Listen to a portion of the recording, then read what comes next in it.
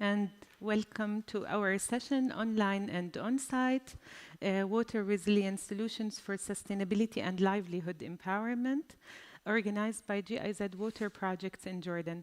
I would like to first introduce myself. My name is Aziza Tahboub, and I work as the communication specialist at GIZ Jordan Water and Energy Projects. I'd like to mention just a few rules. I kindly ask you to keep your mobiles in your hands. We will be using them for translation and for later on a very small and short interactive segment. Our session today highlights two different projects from the projects implemented in Jordan. They are the Cash for Work water project and the wastewater treatment, supply and reuse project. Both of our projects are implemented by GIZ in Jordan and are funded by BMZ. BMZ is the German Federal Ministry for Economic Cooperation and Development.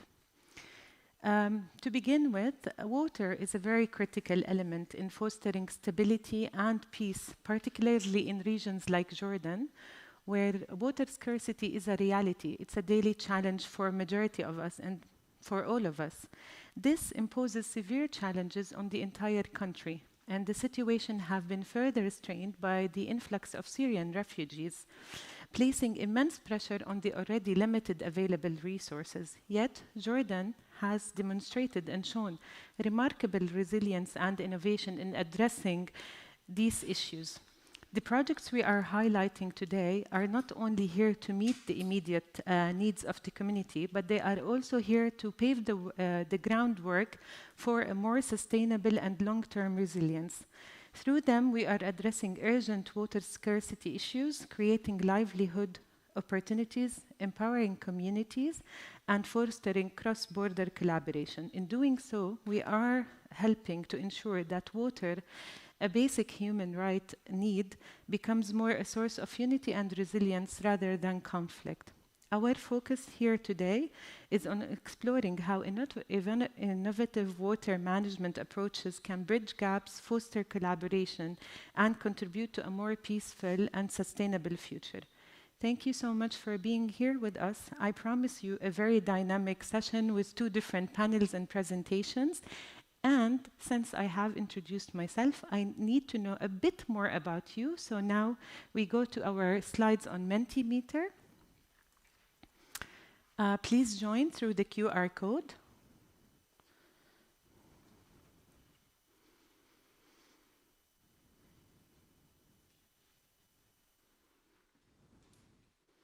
Please give me a signal if you are on.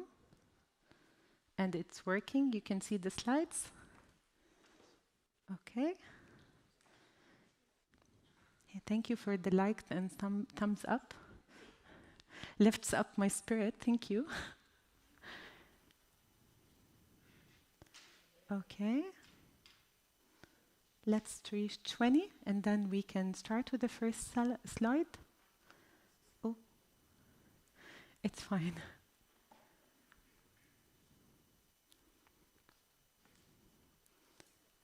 What is a presentation without a minor tech issue? That's absolutely fine.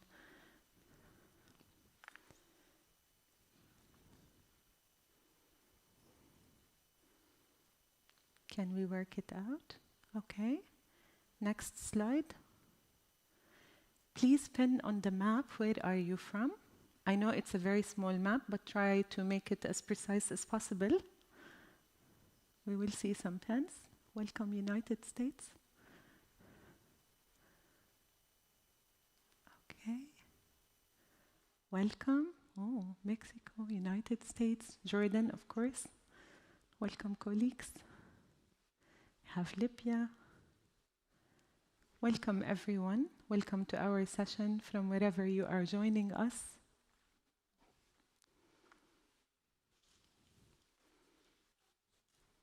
I think we can go to our next slide. Welcome, everyone. We are happy to see as many people with us as possible.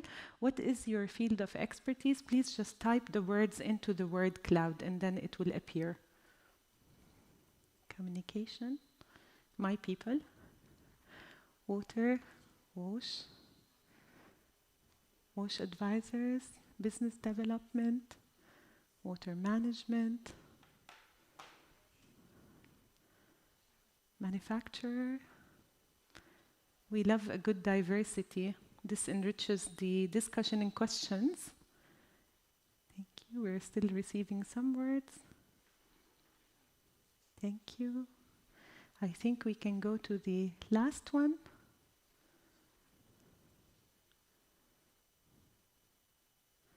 Okay.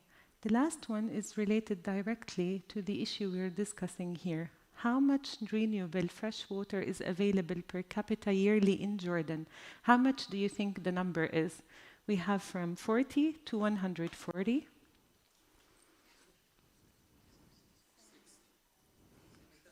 You shouldn't say the answer loudly. We want people to guess.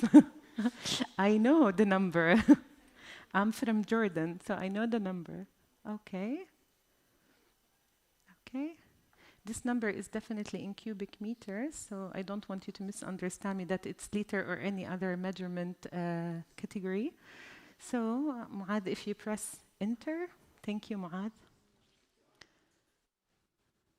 Okay, so the right answer is 60, which is really below the water accepted line generally worldwide. And in order to have a more in-depth dive into the water situation, I asked my colleague, Dr. Khalil Al-Absi, from the governmental side in Jordan, to please present his slides about the water situation in Jordan. Thank you.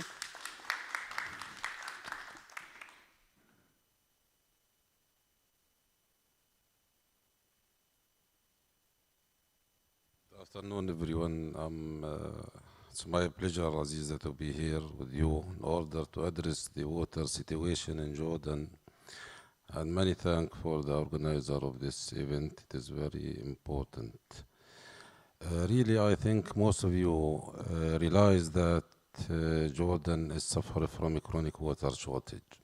And there is no need to stress on this because it is well known. It is a fact for every people who are dealing with water situation in all over the world that Jordan is the most scarce country in all over the world.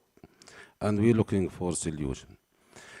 This is due to many factors. But before I talk about the factors which is relevant to the water scarcity in Jordan, I would like to give you some idea about the Jordan circumstances regarding the area, the population, the governorate, the gross national domestic product, and yes, Jordan is about 89 kilometers square with about 11 million inhabitants distributed mainly in the main or the central city, Amman, Zarqa, and Erbil. It is density areas. The gross domestic product per person is only around 5,000 US dollar, which is low according to the standard which is adopted from the United Nations and different economic institutions in all over the world. The population growth number really it was decreased. Before 20 years it was 3.8. Nowadays, according to the economic situation and social situation, it is decreased because the life is too expensive and the people are not able to cover their daily or monthly or yearly cost. So the families tend to have less children in order to bear the cost of the living in Jordan. As a result of unstable conditions in the region, in the Middle East region, Jordan really received successive refugees. And Jordan as a peaceful country, most of the refugees in all over the Middle East region tend to have a state or a place in Jordan because it is secure for them and for their families. Unemployment rate, I think it is 22 officially, but maybe it could be more and more because this is the registered unemployment rate. And many of the graduated in Jordan nowadays tend to get out of Jordan to find opportunity for their life. Here we start with the factors behind the water scarcity in Jordan. I think the most important fact is the geography. Out of the total area of Jordan, which is about 90,000 square kilometer, more than 91% is considered as arid area, which means that the annual rainfall received in this area, which is the majority of the land area, it is less than 50 millimeter annually, which is nothing in terms of water situation. And the next one, we talk about the refugees, which is impose a pressure on the demand, which is already limited. In Jordan, according to the natural growth rate of the people here in Jordan, but if you, for example, have 1 or 2 million suddenly coming to Jordan, the government of Jordan is really ought to make water available for those people, which will be on the expense of the local people in Jordan. That is the reason, Aziza, which is mainly reduce the per capita, because it was 150 cubic meter before the crisis which happened in the year 2011 in Syria. And not only the refugees from Syria, or there's refugees from Iraq, from Yemen, from Lebanon. Different countries are seeking the security in Jordan. Limited water resources, I think it is by nature. As I mentioned that it is arid region. And there is no natural resources in Jordan. We have two main service water resources, which is the Jordan River and the Yarmouk River. And unfortunately, Jordan is located downstream. So the upstream countries mainly make use of the majority of these resources, and we lifted with the remaining. For example, if we talk about Yarmouk River, Al-Wahda Dam, the Jordanian government construct Wahda Dam with a total capacity with 110 million cubic meter. Statistics indicated that the average water storage in Al-Wahda Dam is less than 50 million. Even its total capacity is 110. So the location of Jordan in the downstream areas make it is difficult for such country to make use of the shared water. Yes.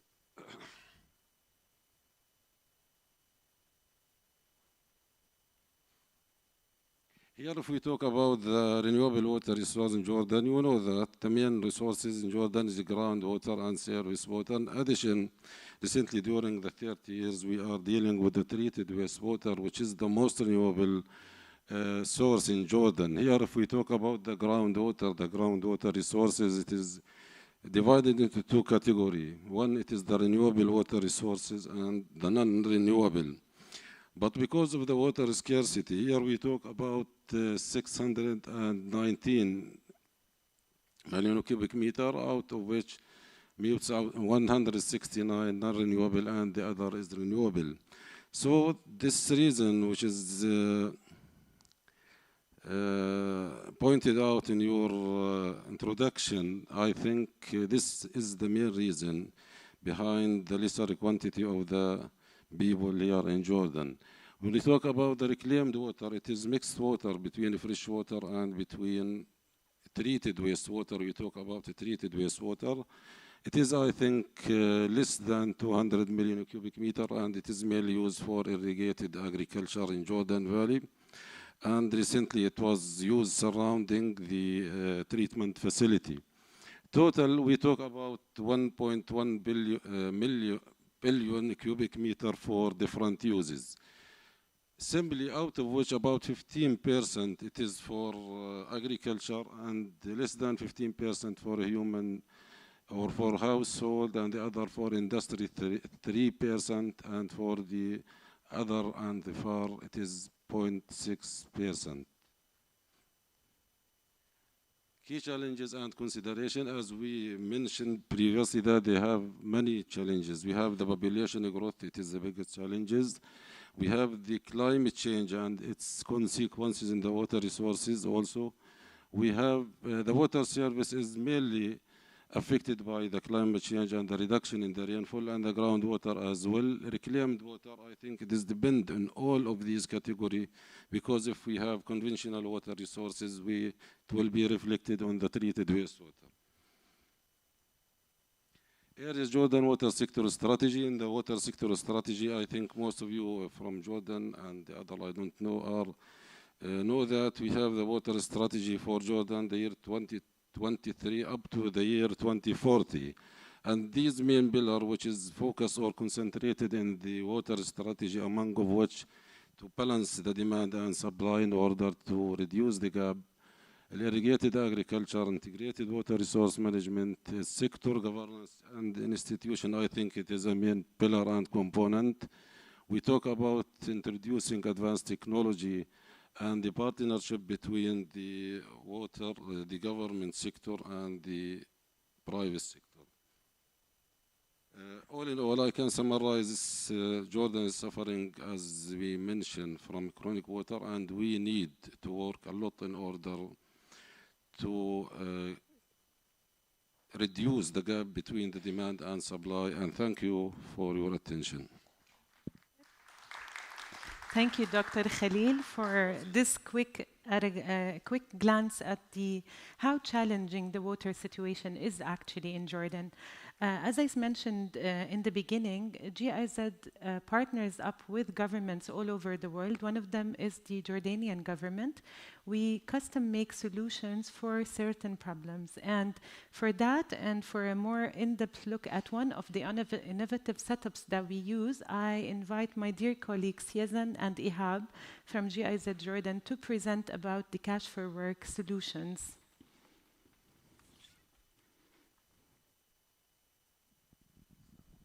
Hello. Hello, everyone. I am Ihab Hamoudi from GIZ. I would like to talk about special initiative protection of water damage through labor-intensive activities cash for work project. Before starting with this project, I would like to give you a brief about GIZ and GIZ work in Jordan. GIZ is German leading provider for international cooperative services. As a federal enterprise, GIZ support German government in international cooperation for sustainable development. GIZ is dedicated to shape future worth living around the world. GIZ operates more than 1,600 ongoing projects in about 120 countries. Also, GIZ working with Jordan partners since more than 60 years. We are cooperating with Jordanian partners in different topics: peaceful and inclusive societies, training and sustainable growth for decent job, and protecting natural resources and tackling the challenges of climate change. In the water and energy sector,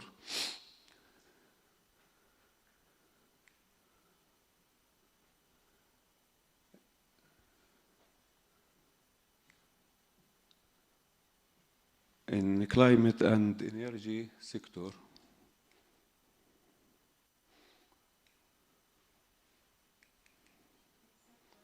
yes.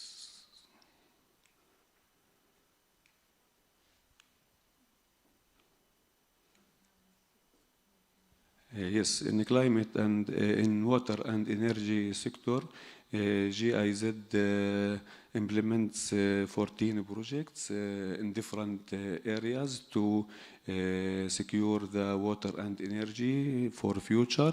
GIZ is working in water governance and planning, water resources and wastewater, energy management for sustainable energy transition, adaptation of climate change, development of a green infrastructure supporting vulnerable communities.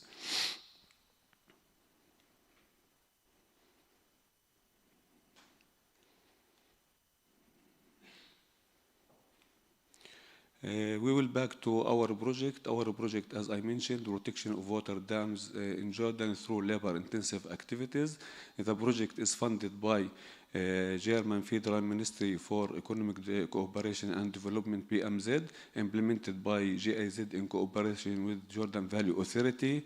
The project started in 2017 and will be ended in 2027.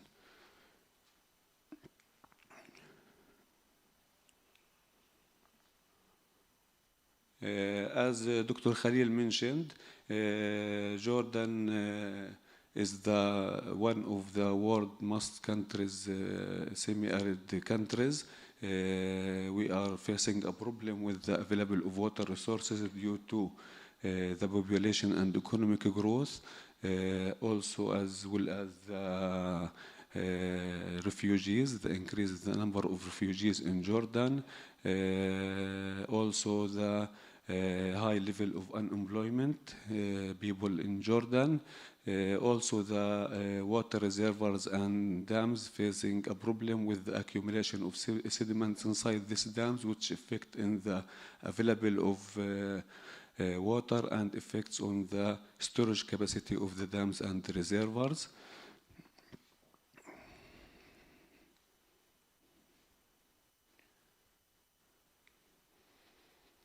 The main objectives of our project is to maintain the water capacity of the dams and reduce the accumulation of sediment by controlling the soil erosion, also to provide the Syrian refugees and vulnerable Jordanian with the employment opportunity to improve the living condition in the host communities.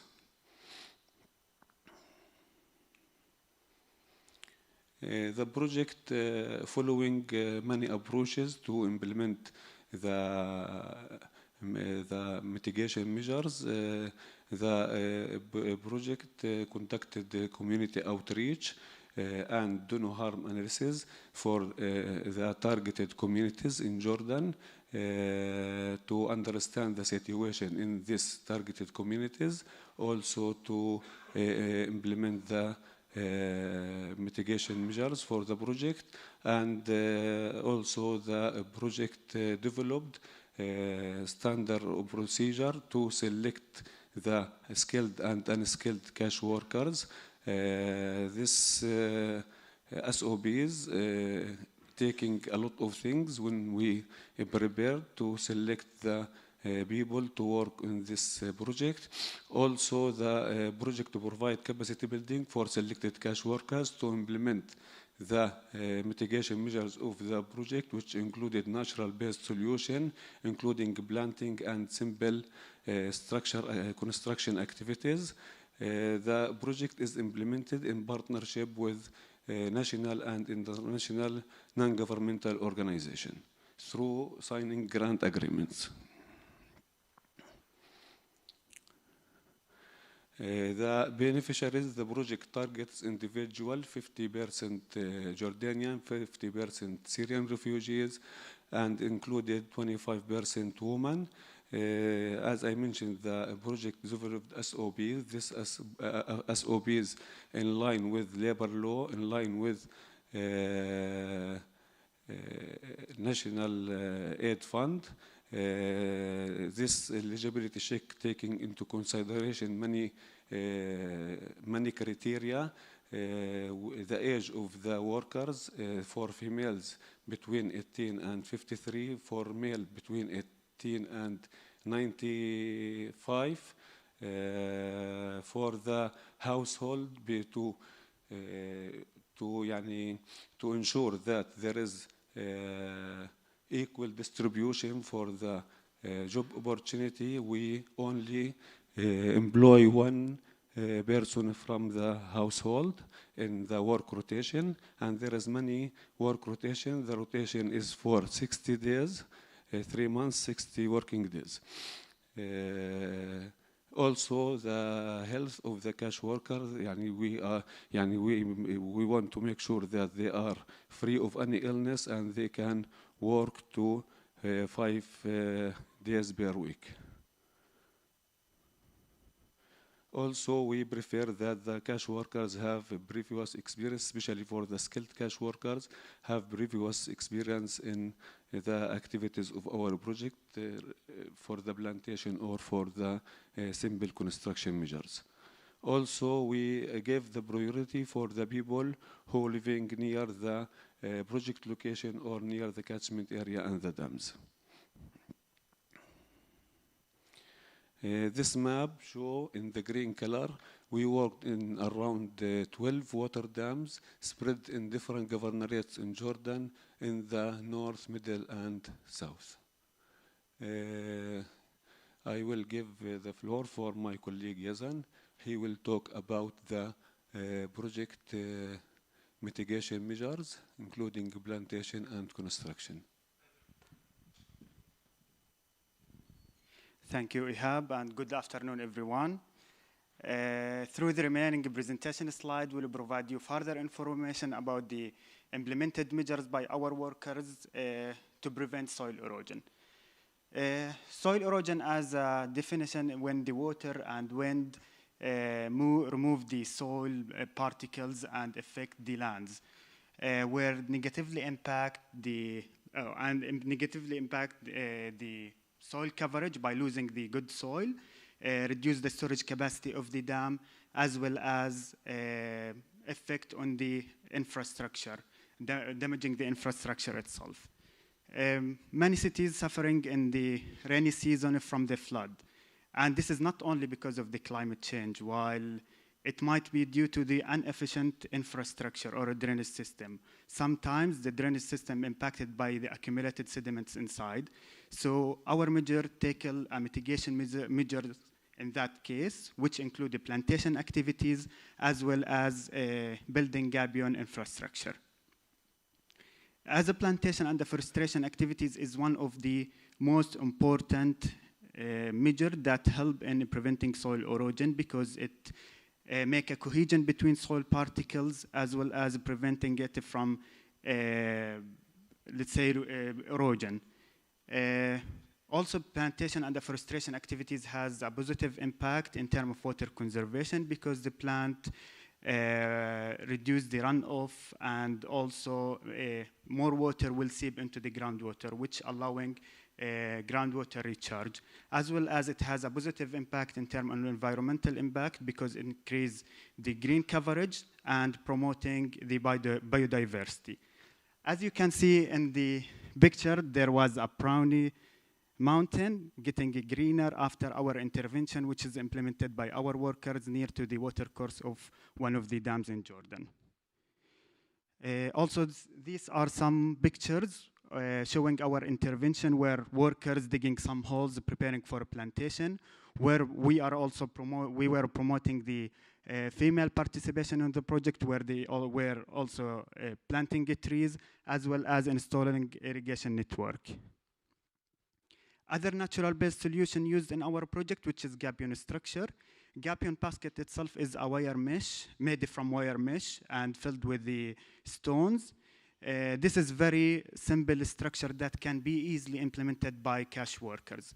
It is easy to implement, efficient and effective, and it can be used in different way along the water course, which protect the river bank from landslide and prevent soil erosion, as well as it can be constructed perpendicular to the water course, which act as a sediment trap and reduce the water energy, which create a soil erosion if we didn't disrupt that energy. This picture shows check dam constructed in the water course, how when the water flow goes into the dam, this act as a sediment trap where the stones stay behind the structure and can be cleaned after each rainy season. Here some pictures of our intervention in one of the dams where we constructed gabion structure, either in the perpendicular to the water course or in the river bank, and some riprap structure. Riprap, as a definition, is a stone constructed with a cement, which also improve the drainage system. We work closely with our community to have a positive outcome in terms of environment, social, as well as economic. In summary, our project achievements are as follow. Through the project, we've recruited around 15,500 workers so far. We were able to construct more than 15,000 gabion baskets and clean 270 kilometers of channels nearby the dams. Also, we've planted 286,000 trees, as well as produced 1,300,000 seedlings. This is in summary. Thank you for attention. And if you have any question or need any clarification, we can discuss it through Q&A session. Thank you, Yazan. Thank you so much. As Yazan mentioned, women engagement and participation is the heart and key to success, because women literally make up half of the society. And Yazan enforced on the point that we try to engage local community and women into the project. I now ask for my first online participant, Isra, if you can hear us. Isra will talk us through her experience with the project and how did the work throughout the project benefited her situation. So I ask Isra to join us. She is online. Isra, can you hear us? Welcome, Isra. أنا إسراء بني نصر من محافظة عجلون. عملت في مشروع حماية السدود المائية خلال أنشطة كثيفة الأعمال الممولة من الحكومة الألمانية لمدة 3 شهور بواقع 60 يوم عمل. وعملت في مشروع سد وادي كفرنجي، وهو واحد من السدود التي تقع في الحدود الشمالية من الأردن. عملت في بداية المشروع كعامل الزراعة للقيام بالنشاطات الزراعية المختلفة، والتي تشمل زراعة الأشجار الحرجية والليمون وغيرها، واستقاية الأشجار وإزالة الأعشاب الضارة. وثم عملت بالمشروع كميسرة عمل مجتمعي لتسهيل وتيسير التواصل مع المجتمع المحلي والعمال الآخرين، وذلك في المساعدة بالاختيار العمال وتعيينهم حسب المعايير الاختيار والتوظيف المتبعة في المشروع. لقد استفدت كثيرا من خلال عملي في مشروع حماية السدود، حيث وفر المشروع لي فرصة للعمل والحصول على دخل لتغطية وتلبية الاحتياجات الأساسية وتسهيل سبل العيش، حيث أنه ساعدني في تغطية مصاريف عائلتي في تلك الفترة. ساعد المشروع في بناء قدراتي واكتساب مهارات جديدة وزيادة خبرتي في كل ما يتعلق بنشاطات المشروع، وخاصة التي لها علاقة بحماية المصادر المائية والمحافظة عليها من خلال تنفيذ النشاطات والأعمال التي تقلل من تراكم الرسوبيات في السدود وتحسين البيئة بجانب السدود. ومن خلال عملي في المشروع تعرفت على أفراد جدد، سواء كانوا سوريين أو أردنيين، ومؤسسات مختلفة من المجتمع المحلي، وبناء علاقات جديدة مع زملائي العمال والعاملات. ومن خلال عملنا في المشروع وزيادة التعارف بين العمال من كلا الجنسين رجالا ونساء، هناك قصص نجاح كثيرة حصلت بين العمال السوريين والأردنيين، وتم الاتفاق بين مجموعات من العمال على إيجاد فرص جديدة للعمل من خلال تشكيل مجموعات من العمال لديهم خبرات مختلفة. وهذا ساعد العمال على طرق جديدة لتسويق أنفسهم وإيجاد فرص جديدة للعمل من خلال التعرف على زملاء جدد. باعتقادي أن المشروع ساعد بشكل كبير على زيادة التماسك والترابط الاجتماعي بين مختلف العمال، سواء كانوا سوريين أو أردنيين، ونشأت علاقات صداقة وعلاقات جديدة من خلال عملهم في نفس الموقع، والتي ساعدت في إيجاد فرص عمل جديدة بعد انتهاء المشروع وتحريك عجلة الاقتصاد. على المستوى الشخصي، لقد وجدت فرصة عمل جديدة ودائمة بعد انتهاء المشروع مع جمعية تعاونية محلية، والتي تم التعرف عليها من خلال المشروع أيضا، والآن أنا أعمل معهم بوظيفة محاسبة. وأخيرا، أنا سعيدة جدا أني أشارك معكم اليوم، وشكرا جزيلا لكم جميعا. Thank you so much, Isra. Isra just simply stated what is obvious, that women engagement and participation creates opportunity, enhances the economic situation for households, and also strengthens the social cohesion between different parties of the community. To go further in depth about the Cash for Work initiative and the activities that they have implemented, I kindly ask my first panel to join me on the stage. Please, Lina, Ahmed, join me on stage. Dr. Khalil and Muhammad.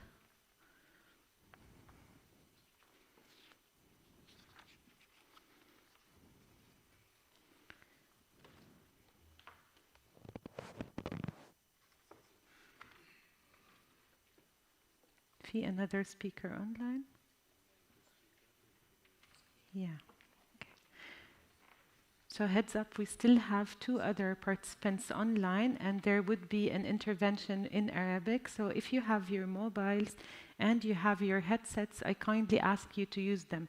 The main language of the session is English, but still with our cash workers and some participants today, we have to use Arabic for ease of, let's say, communication. Welcome, everyone. I'll give you a chance to introduce yourself. I start with Lina. Please introduce yourself.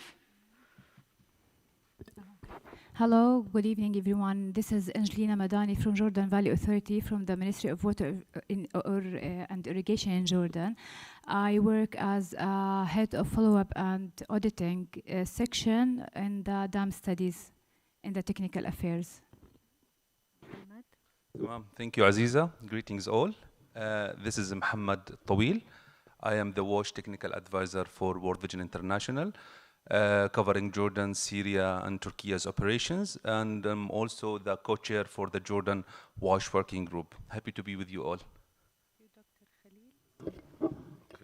Thank you. I am Khalil Absi, Assistant Secretary General for Planning and Regional Water in Jordan Valley Authority, which belong to the Ministry of Water and Irrigation. Thank you. Good evening all. I am Engineer Ahmed Milhem. I am working as a head of Dam Maintenance Department, also in Jordan Valley Authority, Ministry of Water and Irrigation. Thank you. Thank you. Dr. Khalil, my first question goes to you. As Ihab mentioned, there are several challenges facing Jordan, and in particularly facing the dams in Jordan. Can you please let us know what are the main challenges? Yes, thank you, Aziza. We know that the total capacity of the dams in Jordan is slightly less than the other countries belong to the MENA region. The total usable capacity for the dams in Jordan is 288 million cubic meter, and I think it is less than the neighboring countries. And if you go to Morocco, we have talk about billion. If we go to Iraq, it's billion. Saudi Arabia also. And other countries like the Gulf region, they are satisfied their own water need by different technique. Jordan here, when we talk about the capacity of the dam, it is very small. And unfortunately, it is not, this is the limiting factor also. The factor that each rainy season, the total all, the percentage is about 50% from the total all water storage capacity in Jordan. So the dams itself suffering from the shortage in the rainfall, because the rainfall of the water is fluctuated, and it has some time changing in the rainfall pattern. And we noticed that in the previous 4 or 5 years, the pattern of the rainfall is diverted to the east part of Jordan, and unfortunately there are no dams there. In the past, it was in the northern and the west part of Jordan, and most of the dams were located in the Jordan Valley Authority, either northern to the Dead Sea or to the south of the Dead Sea. The second important thing which is make challenging for the dam is the sedimentation. Sedimentation is a chronic problem for the dams in Jordan, because some experts believe that removing the sediment itself is more expensive than constructing another dam in the same location. Because we try to remove the sediment, each cubic meter costs about 5 GD per cubic meter, and we have a total quantity more than 20 million in different dams. This is also reduce the usable capacity of the dam. So the project here work in order to minimize the effect of soil erosion, in order to not let the sediment to accumulate year by year, and at the end we come up with no dams. So I think the Cash for Work project do a lot of efforts, and he contribute significantly in reducing the rate of sedimentation in the main dams like Hinktaral dams and the Mujib dam. The third point, which is challenging here in Jordan, is the cost of the dams, because sometimes you construct a dam and the dam is not filled with water. So the initial cost and the capital cost which is invested in these dams are not returned in terms of money or available money in order to distribute it for different purposes. The third one, or the fourth one, I think that which is the dams is not located on rivers or a permanent wadi. For example, we have the Yarmouk River, we built the Al-Wahdi Dam. Our neighbors, they are built a lot of dams, side dams. This also contribute in minimizing the water which is flowing to the Wahdi Dam. In the southern part of Jordan, the quantity of rainfall is not sufficient to fill the dams. Even the dam's capacity is relatively small. So the cost of the dams or constructing the dam, if it is not financially feasible, in the past we talk about economically feasible, but nowadays most of the focus on the financial feasibility of the dam, and other meaning that we should do our attention in order to concentrate on the project like GIZ project to minimize the sediment rate year by year in order to reserve the remaining capacity of these dams. This is, I think, will be one of the main solutions which could conserve the storage capacities of dam. Thank you. Thank you, Dr. Khalil. What I pick up from your speech that the measures done by the Cash for Work project definitely improved the current situation and benefit. My question goes to Ahmed. How did those improvements affect the availability of domestic irrigation water, and how did the farmers benefit from those measures? Good question. The reduction in soil erosion, you know, the reduction of soil erosion, you know that the sediment affected by the soil erosion and the reduction in soil erosion and sediment has resulted in increased the storage of water dams in Jordan. So this improvement mean that more water is available during the dry season. The dry season. So the farmer has get benefit from this water, and that means more reliable supply for both domestic and irrigation use.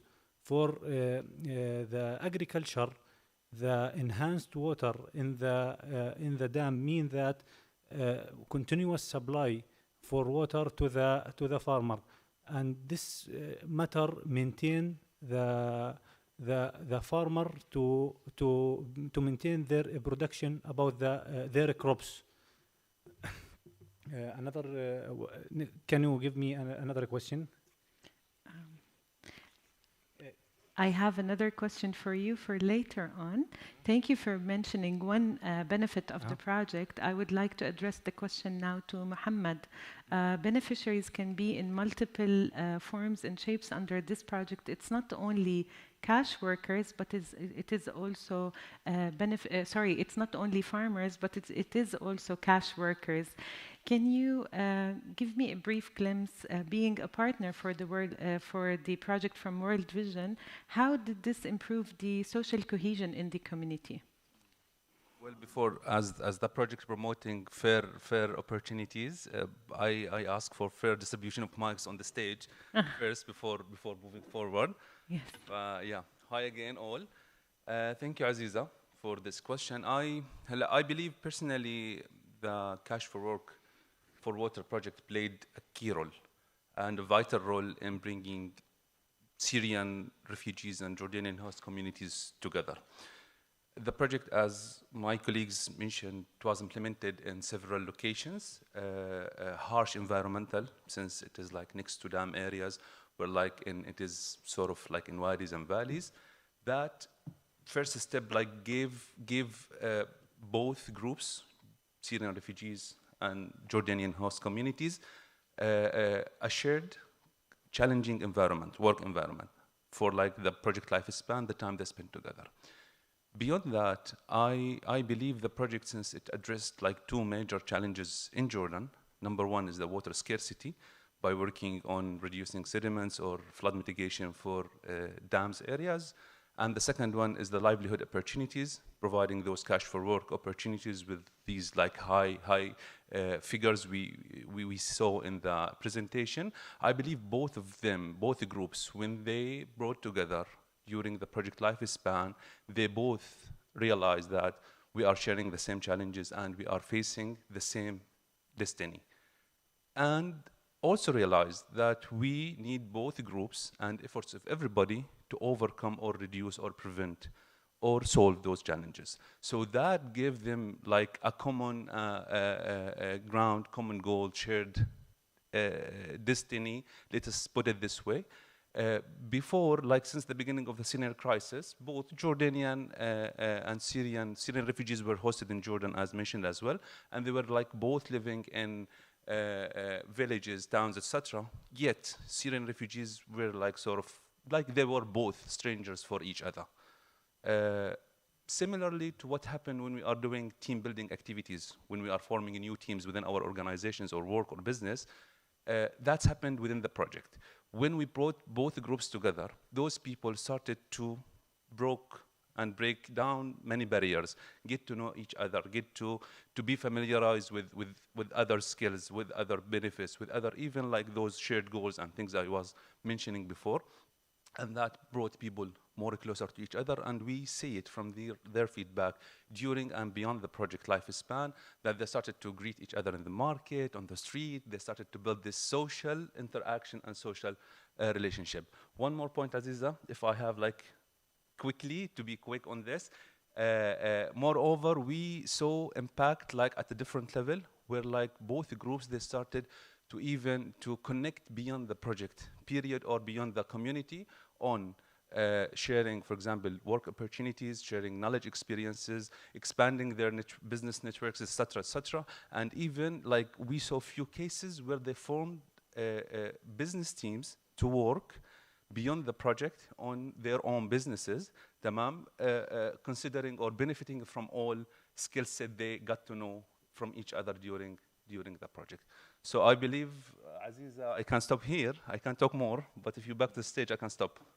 Thank you. The good thing is that all of us are present for the entire period of the conference, and you can contact any of us through the live chat on the platform, and you can also meet us every day. We are either at sessions or available at the main area. So we are all here all the time, so you can all discuss with Mohammed any prospects you would like to address.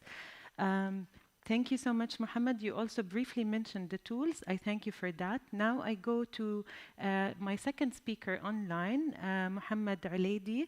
He's a cash worker, and he would tell us about his experience and how did the implemented project support in the Southern Governorates. Mohammed, can you hear us? مرحبا، يعطيك العافية. أنا المهندس محمد عبد الله من محافظة معان في جنوب الأردن، حاصل على شهادة الهندسة الميكانيكية. بسبب الوضع الاقتصادي ووجود بطالة كبيرة وعدم توفر فرص عمل في منطقتنا، فقد كان توفير فرص عمل للأردنيين والسوريين في مشروع حماية السدود من خلال النقد مقابل العمل فرصة جيدة لتلبية الاحتياجات المادية الأساسية، وبناء علاقات وخبرات جديدة واكتساب مهارات للمساعدة في إيجاد فرص عمل بعد انتهاء المشروع. لقد عملت كعامل ماهر في مشروع حماية سد الوحيدي في معان جنوب الأردن لمدة 3 أشهر، وقد كنت مشرف على مجموعة من العمال السوريين والأردنيين للقيام بتنفيذ نشاطات المشروع، والمتمثلة بإنشاء وتركيب سلال الجابيون وإنشاء أعمال خرسانية لحماية المناطق والأراضي والمنازل المجاورة للسد من خطر الفيضانات خلال الموسم المطري. إضافة إلى الفوائد التي حققها المشروع للعمال الأردنيين والسوريين من خلال إيجاد فرص عمل وتلبية احتياجاتهم الضرورية وبناء قدراتهم ومهاراتهم وزيادة الترابط في العلاقات بين جميع العمال السوريين والأردنيين، فإن المشروع ساهم أيضا في تحريك السوق المحلي في المنطقة من خلال المساهمة في تشغيل أكثر من مزود خدمة لتزويد المشروع بالآليات والمواد الإنشائية والخرسانية والحجارة وسلال الجابيون وتزويد وسائل النقل، مما انعكس إيجابيا على عجلة الاقتصاد داخل المجتمع المحلي في منطقتنا. Thank you. Thank you. شكرا محمد. I would like to conclude always with women inclusion and women engagement. So my question goes directly to Lina. Lina, I will ask you to go as quickly as possible because we have another panel. It's not that your input is not important, it's just like time is very tight. Can you tell me about the female engagement in the project? Actually, female engagement was the key focus of the project. We aim to include at least 25% of women in all project activities, and we are planning to increase this percentage to 30%. We ensure that their rules, we ensure that the rules were both meaningful and respectful to the local social norms and expectations. Women participated in several works, from working in the project activities to social mobilization and training, and to support their involvement. We provided them with essential services like transportation and food allowances, and created a safe and comfort to ensure their comfort and security in the project. This approach not only helped women gain employment and develop new skills, but also to empower them with their communities. Their participation led to increase the respect and recognition, contributing to a great gender equality and a positive change. Overall, the project made a significant strides in engaging women, enhancing their economic and social rules, and promoting gender equality. Welcome. Thank you so much, Lina. What were the challenges that you faced? Briefly. The main challenges we faced in the project was the overcoming cultural and social norms that sometimes restricts females from participation in workforces, particularly in the rural area. Also, some of certain project activities required physical demands, which not considered to be suitable for women under the Jordanian context.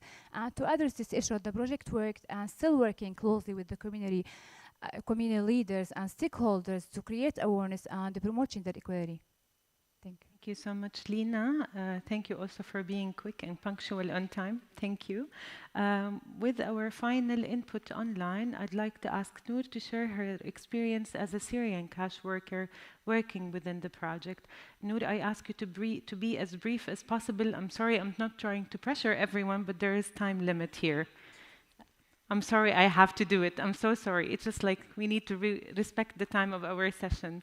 Thank you. Noor, can you hear me? أهلا يس نعم سمعتك أهلا وسهلا معكم نور الشعار. Go ahead, معكم نور الشعار لاجئة سورية سكان معان جنوب الأردن. اشتغلت مع مشروع سد الوحيد حماية سد الوحيد لمدة 3 شهور. كان دوري بالمشروع ميسرة دعم مجتمعي ودوري التعريف ببرنامج تشغيل العمال، وأيضا الهدف من تنفيذ نشاطات المشروع وتسهيل التواصل بين العمال الأردنيين والسوريين من كلا الجنسين. فيني أحكي أفضل ما كان في بالمشروع هو المصداقية والشفافية باختيار العمال بعيداً عن الواسطة والمحسوبية، علماً أن نحن منطقة بتعاني من قلة فرص العمل. بدي أحكي كمان عن البيئة الملائمة اللي كانت للسيدات والرجال، وكمان احترام العمال لحقوقهم وكرامتهم. ما بدي أنسى أبداً كمان المصداقية والاحترام من قبل إدارة المشروع ومن قبل المهندسين والزملاء. هلا ساعدني المشروع بإيجاد فرصة عمل بسيطة قدرت فيها أوصل لتمكين اقتصادي جزئي، قدرت سد فيه الأجرات البيوت اللي متراكمة علي وشوي من المساعدات الغذائية أو الأساسيات الغذائية للبيت، وحتى اشتريت شوية قرطاسية فرحت فيهم البنات. هلا عندنا بالجنوب فرص العمل كتير قليلة، فساعدنا هذا المشروع إنه نحن صار في بيناتنا علاقات وتشبيكات مع الزملاء الأردنيين والسوريين لنفتح فرص عمل لنا من جديد. بتمنى يكون في دعم جديد لمشاريع جديدة بمنطقتنا لحتى نقدر نعيش نحن والمجتمع المحلي ونعيش عائلاتنا. شكرا كثير لكم أتحتوا لي الفرصة أن أشارك معكم بهذا الموضوع. Thank you, Noor. And I'd like to thank my panel for all of their contributions. We have already explored this part of the project in water management, and now I ask my colleague Muad to also take us into the operational side. You can leave the stage, and thank you very much again for your participation.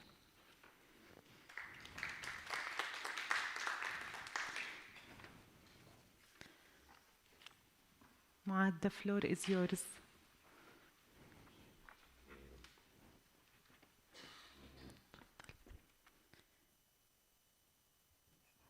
Thank you, Aziza. Thank you, everybody, for joining us today. Now we have heard about the water resources. I think we all know that there are a lot of challenges and I would say obstacles in our way as a water utility in operation of the water service for the customer.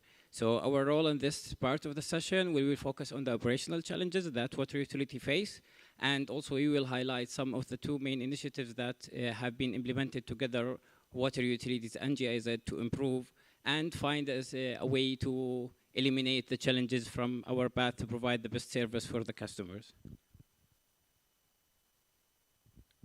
So in the agenda, so we will just highlight the main challenges and then we will move on for the solutions, or I would say the initiatives that have been implemented to overcome, or I would say eliminate the challenges. So as we all know that increasing in water demand definitely impact the infrastructure capacity.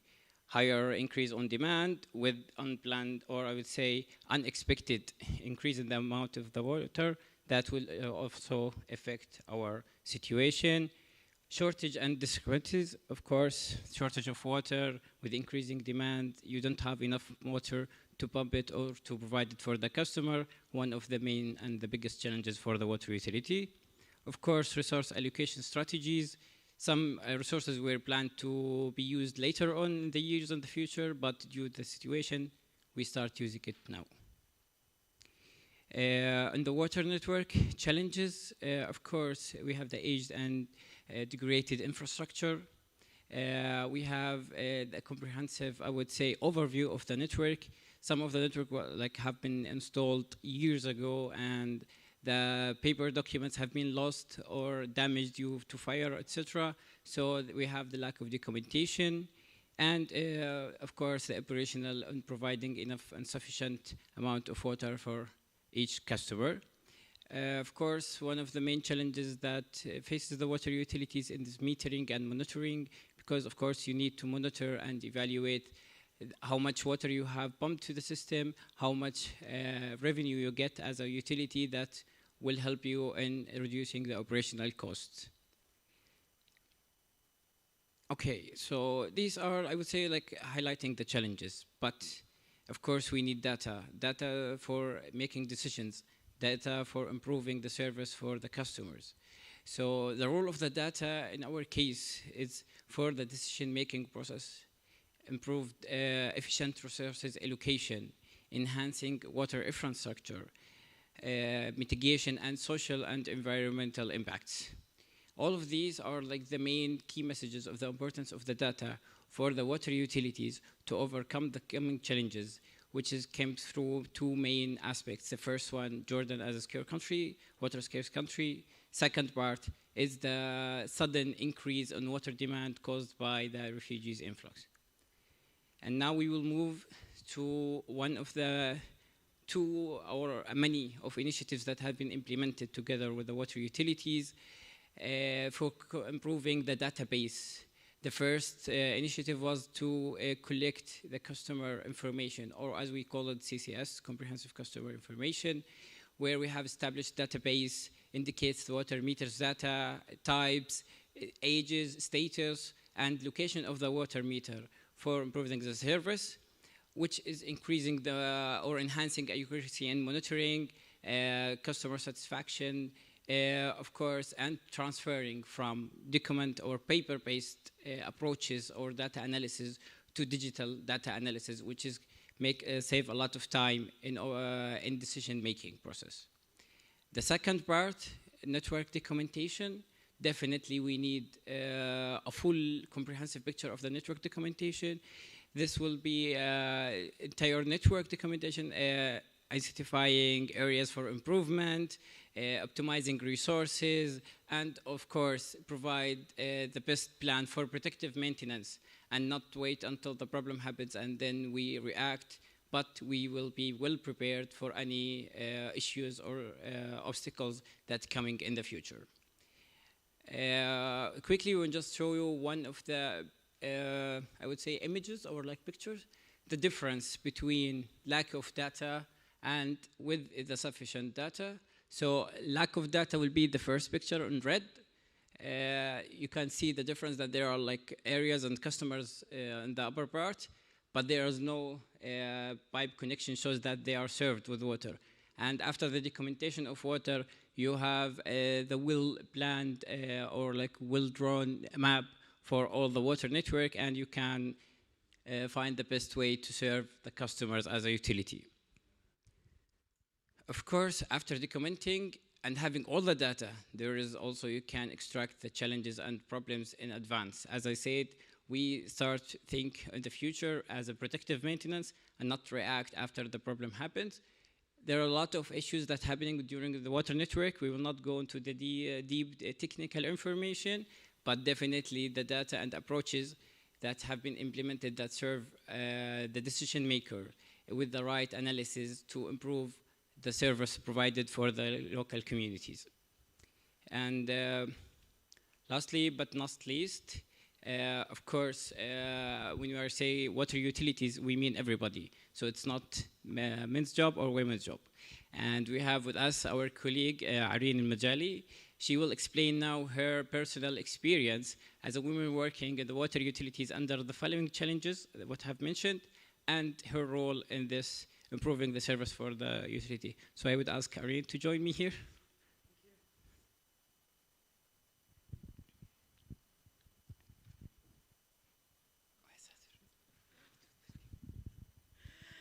Thank you, Juan. Thank you for giving me this opportunity. This is Irene Al-Majali. I'm working as a funded project coordinator in the Southern Governorate Management Contract Aqaba Water Company. And bringing this up, women and the gender gap, especially in the Middle East. So I would thank Man for like highlighting this topic up. I believe as a woman working in the water utility, where the women's are underrepresented, I think, especially as a technical or as a managing employment.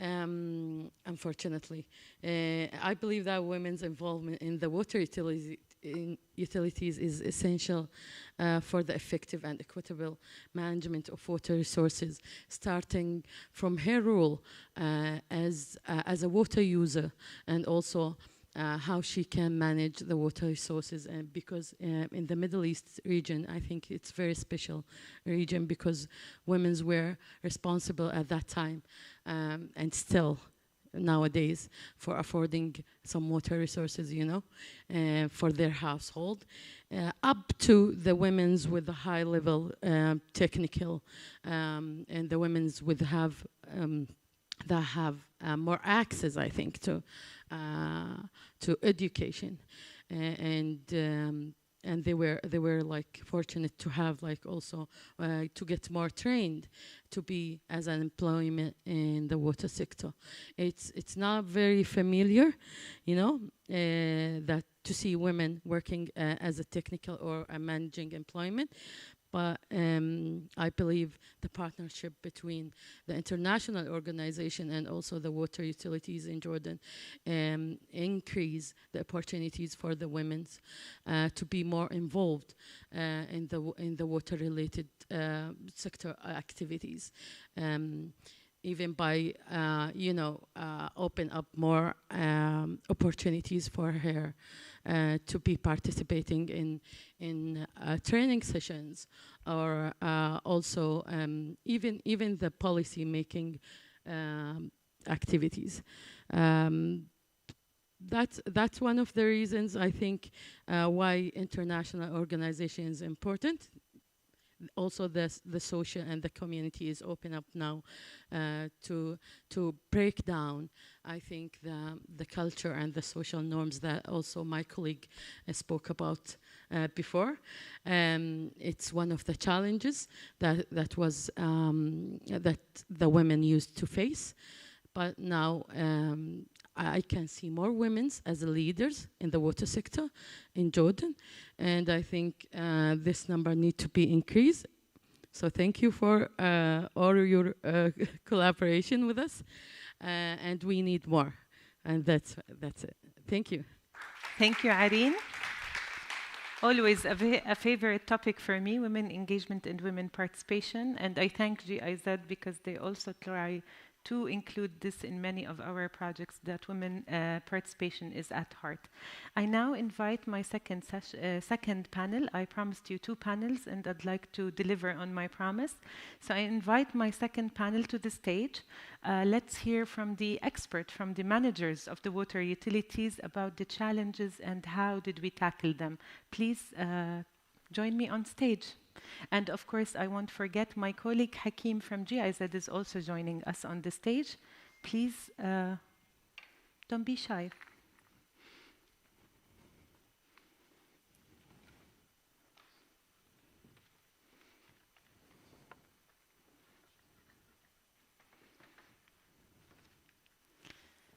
Just as our panelists take their seats, I'd like to remind you again that all of us are here for the entire week.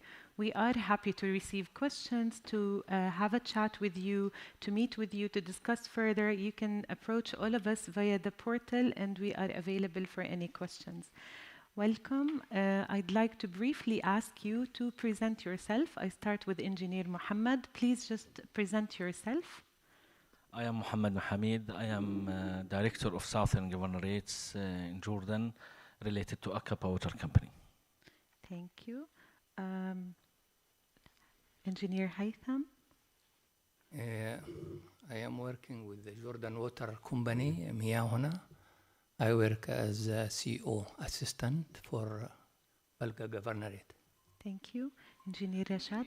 Engineer Rashad Al-Adaili. I am a manager of Karak Contract. And Engineer Muna, please present yourself. Muna Al-Bataina, and I work as a head for the Central Non-Revenue Water Unit in the Ministry of Water and Irrigation. Thank you. And finally, but not least, Abdul Hakim Saade, Water and Sanitation Advisor in GIZ. Thank you so much. I naturally start with Engineer Mohammed. Since you manage the largest management contract in the Southern Governorate, how is it like? What is the privatization challenges and conflicts? Please proceed. Thank you for a valuable question talking about the management contract, but it should be mentioned that the management contract in Jordan, it's not, let me say, a management style worldwide. It is a needs in Jordan implemented for a preparation of the governorates to be a part of companies. Our companies in Jordan or our utilities is owned by government. It is a new experiment in Jordan to convert the water utilities under a title of companies. Still, we are talking about water utilities owned by government, but they have a wide authorities.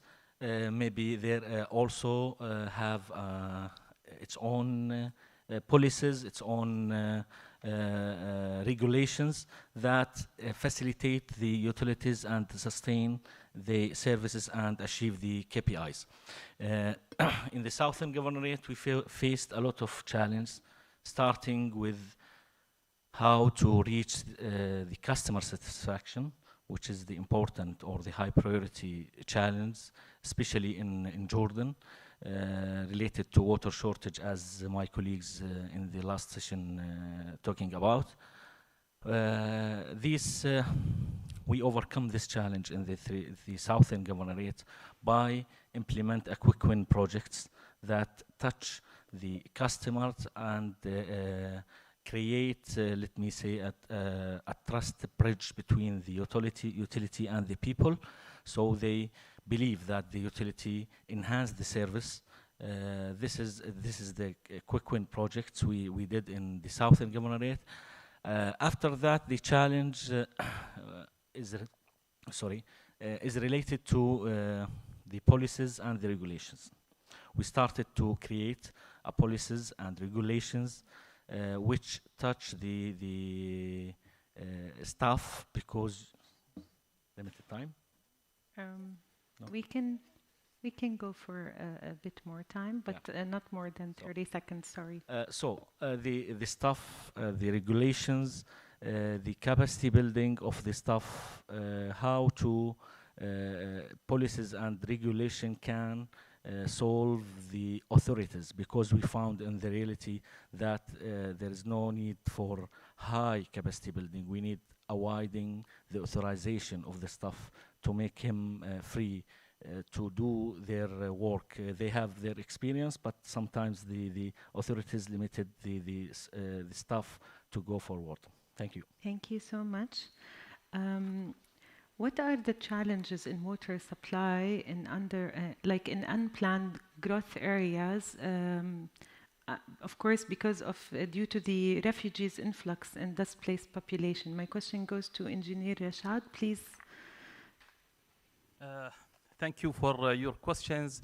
I thank also for the opportunities to answer the questions in the World Water Week.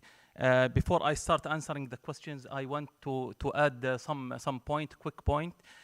First, I went to the situation in Jordan in the water and for the unplanned growth of refugees in Jordan.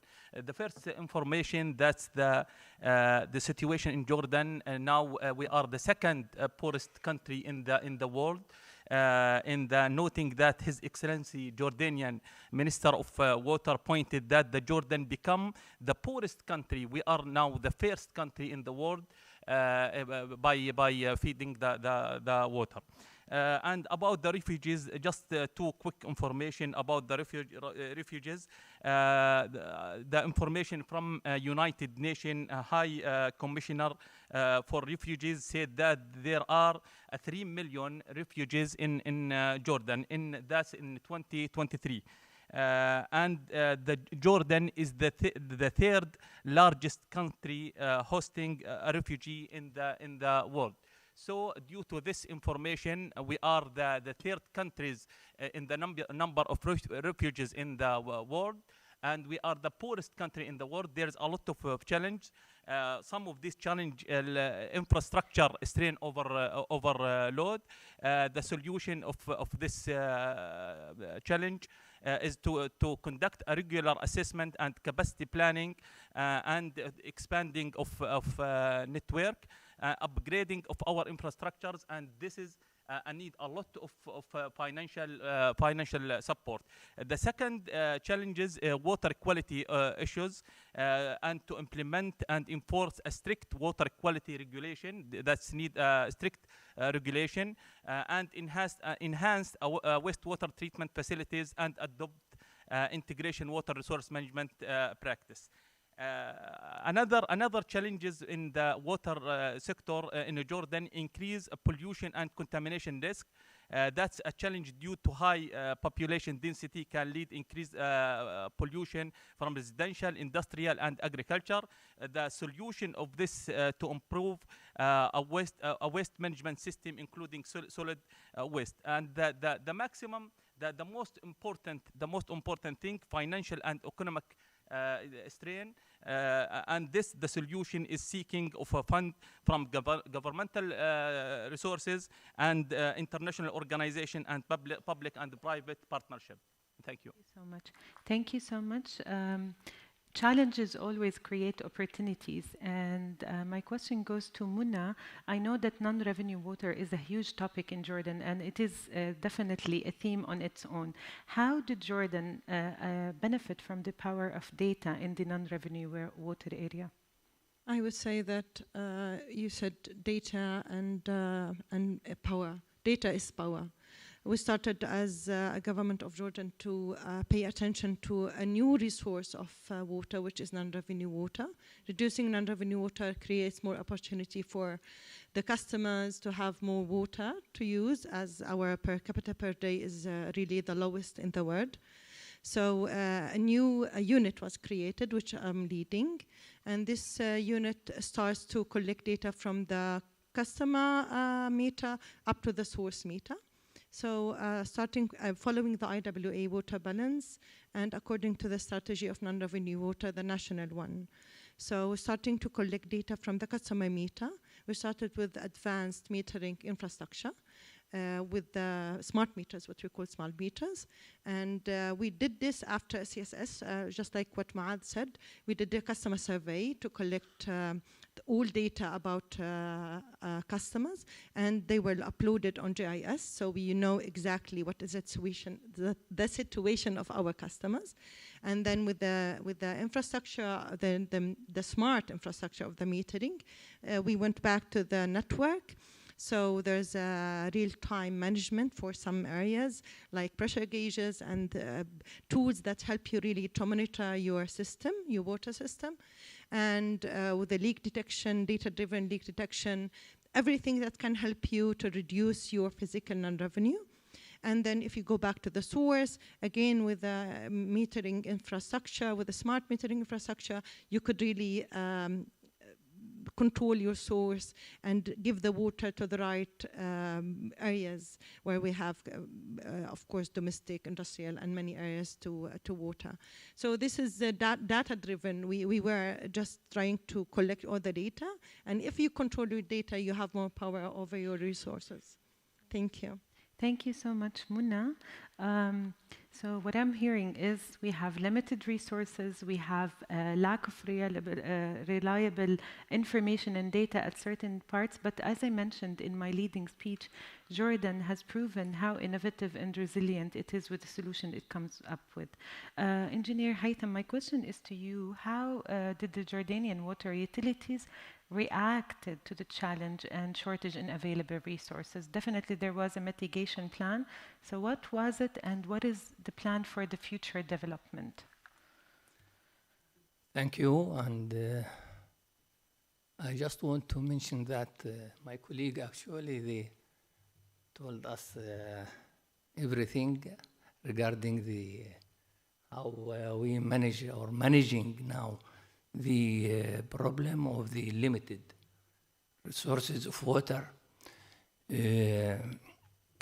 Actually, everybody know that there is scarcity of water in Jordan. And we have to have a system that can manage this problem. The first point is our customer. Our customer, they have a role in this issue, and in this regard, the Jordan have a campaign for awareness of the water scarcity in Jordan, and we are trying to emphasize the importance of the role of our customers. They can save the water through their practice in their homes, and also we encourage them to use some appliances and fixtures that can save the water. We found that our customers and the people, the citizens, they are very objective, and you know that our supplying is intermittent supply, and also the citizens shall also know this, and they are very cooperative. The second point is the infrastructure. We do a lot actually to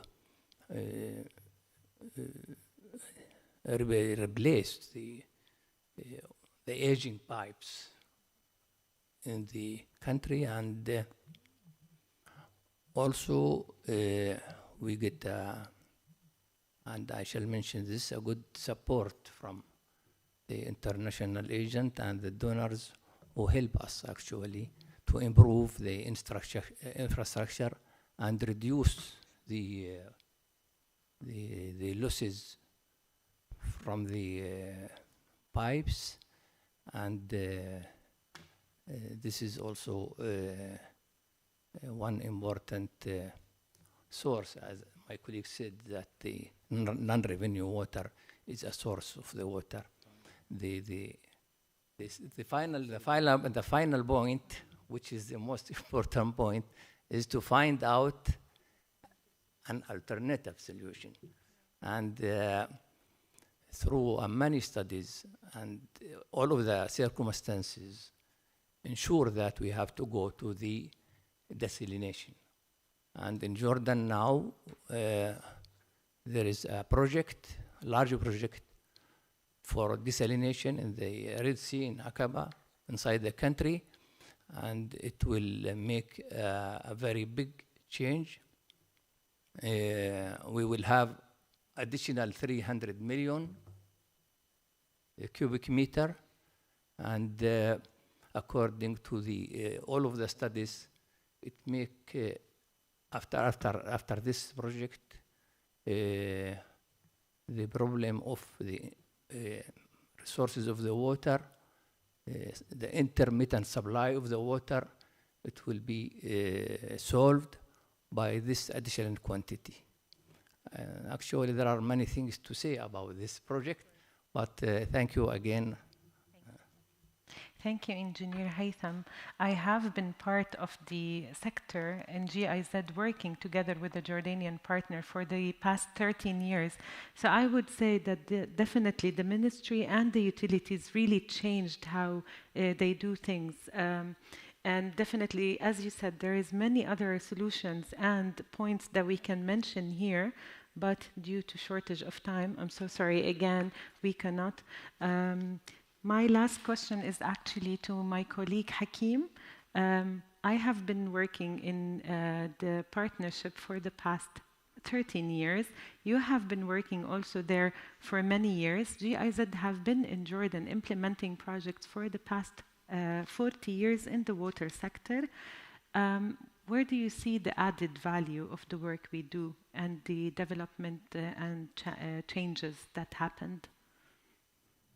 Thank you, Aziz. In fact, the cooperation between GIZ and the water sector particularly started more than 4 decades ago. This partnership maybe started with a technical assistant in some parts of it, but it's moved to a warm area where I could call it partnership, where GIZ together with the Ministry of Water and Irrigation and both WAJ and the Secretary General of WAJ and the other parts, it's become more drawing the policies and making the future of the sector.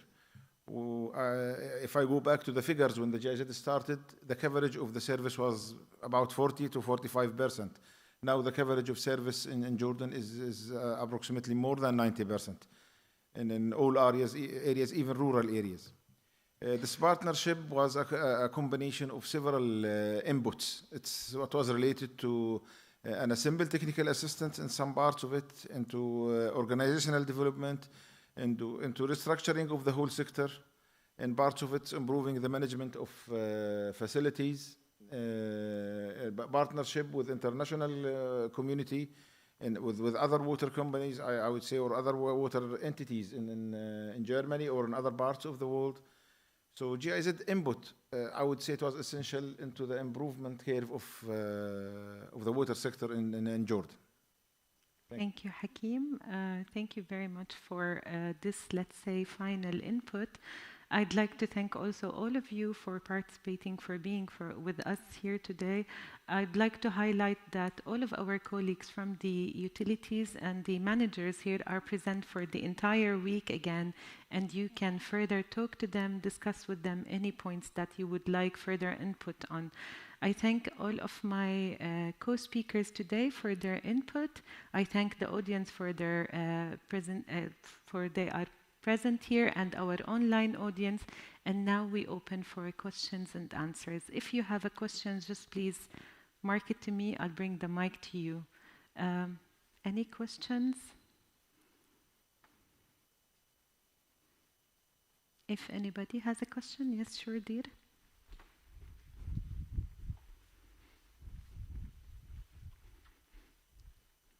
Thank you very much, everyone, for such an informed panel discussion.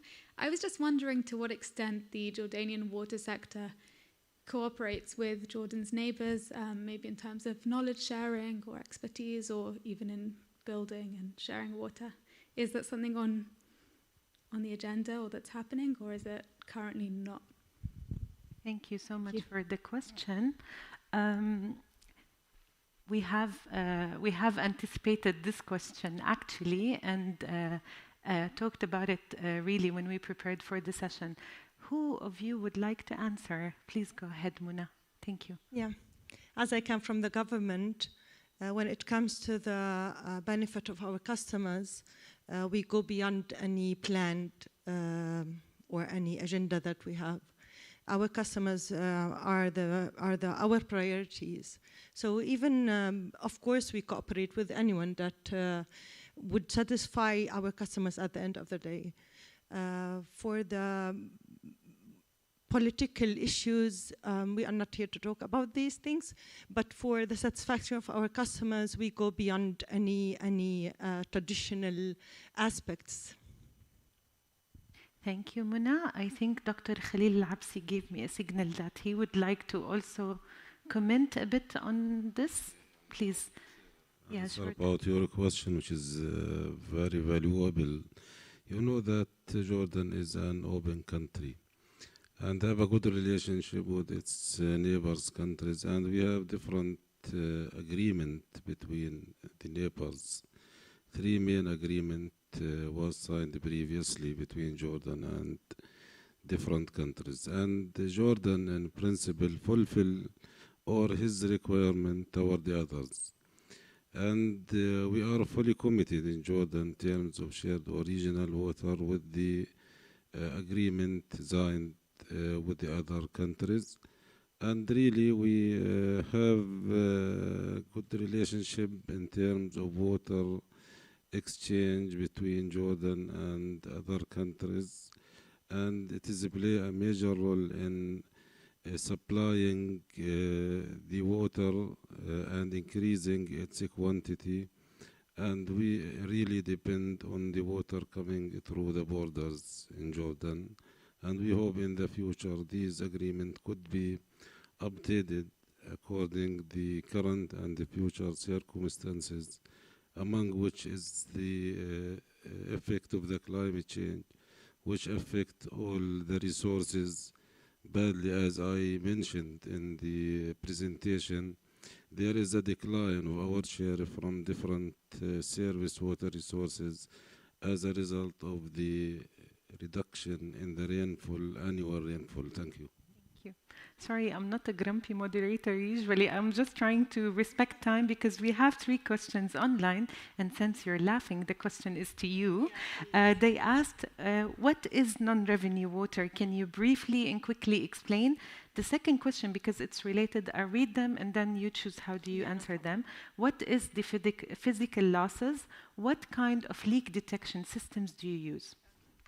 Non-revenue water as a definition, it's a simple definition. It's the difference between what you give the people from the supply, the volume of the supply, minus the volume of the billed water. So what is lost during all this process, this is non-revenue water in general.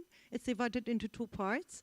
The administrative part, which is related more to metering, inaccuracies of metering, and the condition of the meter itself. And there's a physical losses where it goes from all the network, starting after the meter up to the source, all the network, the pipe, the piping, the reservoirs, all of these are the physical losses. So, for the leak detection. For the leak detection, we have newly applied a national maintenance app that really controls the work of the maintenance team on the ground, which is can give us more data to really interpret what is happening in the future, the hotspots, and where can we focus. This is number 1. We are restructuring the network to do DMA and DZ, district meter areas and distribution zones. So by this, we really put the pressure or we focus on the problem itself. If you close your areas, you know exactly where is the spot that you have to focus on. This is what we are doing. Thank you, Muna. Thank you so much, dear.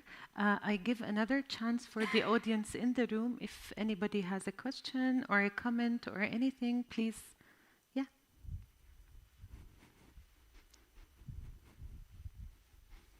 Please go ahead. Thank you. Hello everyone, this is Ahmed. What safeguarding measures are being implemented during the cash for work activities in terms of well-being of the workers themselves and for the environment as well? Thank you. Thank you. Who would like to answer? I can also give briefly here an input. I went to the trip to many dam sites with my colleagues, and I have to say the cash workers are really being taken care of, and Mohammed can tell us how exactly. Tamam, thank you. Thank you for your question. During implementing the cash for work projects through the approach of cash for work, it is essential to have like certain rules and SOPs to be applied within the work environment. So we start with like safety, health, regular like construction standards for like any construction site. We have additional one considering that, like I believe, and our GIZ colleagues can correct me, 90% of our workers, cash for workers, are unskilled. So it is not their like area of expertise. So we are like expecting them to be in more danger or harm. So we are like even applying higher measures in terms of that. So we start with like putting safety plans, starting like even like from project design, risk register. We do safety assessment for each location we start working in. We put our measures to mitigate and minimize, and then we start like taking our measures like distributing PPEs. We are like doing like security checks. We are like doing hotspots, like all like the full gear of safety. We are like distributing for every worker. And we are dealing on ad hoc basis with some cases. And for example, one of the areas, as I mentioned in my panel speech, we have like worked in harsh environment. One of them we used to deal with like around 10 cases of snakes and scorpions bites in 2 weeks. So I had personally to work with our safety team to do an SOPs for snakes and scorpions bites and similar cases. So it was not there before, but after like having like group of attempts or like even small, there was no danger, serious cases, let's say, but we put that measure after. So it was a longer project, and we were like learning during the journey, and I believe we were like started with the minimum standard, and we are like evolving. Environment impact? You mean like the impact of the project on the environment, right? Maybe I can. You like refer to anyone. Let me see who would like to take the question, the answer.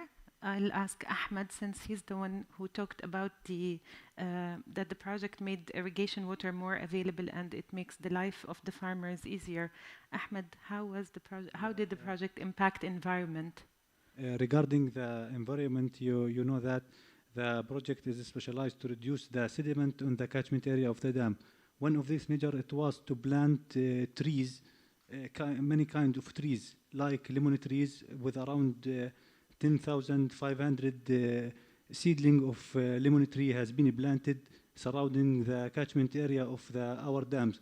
And these trees it has a good affected for the environment of the catchment area of the dam. Also, there is many measures. Maybe engineer Ihab will add something.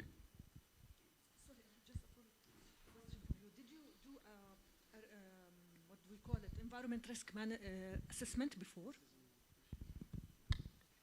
Yeah. Would you like to answer, Ahmed? Maybe Ihab or Mohammed. Maybe I give first for Ihab and Muad to answer about the impact assessment, and then I give you a chance to also add.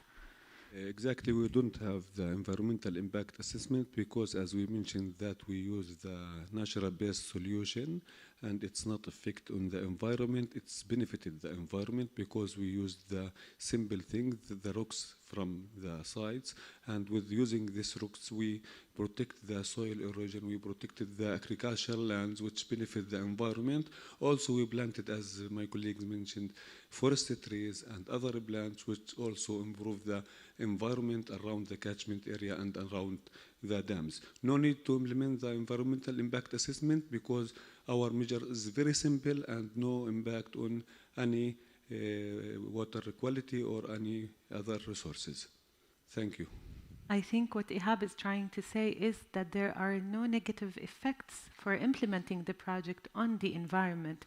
What we're doing is actually employing the, let's say, unwanted items in the surrounding areas to make benefits out of them by using the rocks there, by planting more trees. So we are benefiting the environment around the catchment area. Would you like to add still? One small point. But you have to be quick. 20-second version of an answer. تمام. هلا just to confirm what Ihab mentioned, we started World Vision environmental stewardship SOPs or like policy 2 years ago, and we've been requested to do like a lighter than impact assessment. We did screening. We used a tool called NEAT Plus, if you are familiar with. It's an EU recommended or like mandatory tool. So we did it after, because the project was designed essentially to do good for the environment, like by its design, itself from the beginning, and the tool were like proved that actually, exactly. I wanted to confirm, like it is even evidence-based answer. Tamam, thank you. Back to you. Thank you. I don't think we can take more questions. We are already 5 minutes over time. But as I mentioned, all of our panelists, all of our participants today are still here for the entire week. And you can find us and chat with us via the SIWI portal, the Stockholm Water Week portal. Thank you to the SIWI Tech team. Thank you so much for your help and support today. Thank you, everyone.